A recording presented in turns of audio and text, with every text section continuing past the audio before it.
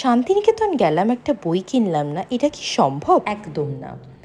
শান্তিনিকেতনে বিশ্বভারতী ক্যাম্পাসের মধ্যে পোস্ট অফিসের কাছে এই সুন্দর বুকশপটি হঠাৎ করে ঘুরতে ঘুরতে আমার চোখে এলো।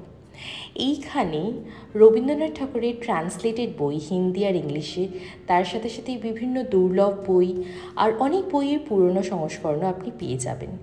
এই বই দোকানে গিয়ে আমি ইনফরমেশন পেলাম, অবশ্যই আমি এটা আগে থেকে জানতাম না। চলো তোমাদের সাথে শেয়ার করে নিই আজকে এই বুকশপ থেকে আমি কি বই কিনে নিলাম। এই বইটি অনেক দিন ধরেই টিবিআর লিস্টে ছিল, স্বপ্নময় চক্রবর্তীর শ্রেষ্ঠ গল্প।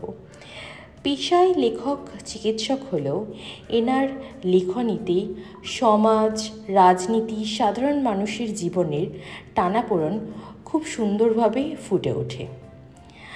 আর এই বইটি পাবলিশড হয়েছে দেশ পাবলিকেশন, আর মুদ্রিত মূল্য হলো 350 টাকা। আর এই বইয়ের পেজ কোয়ালিটি খুবই ভালো। আর আমি তার সাথে সাথে ছোট গল্পগুলোরও ছবি শেয়ার করলাম।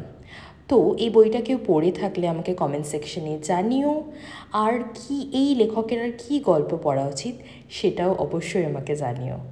তো হ্যাপি রিডিং।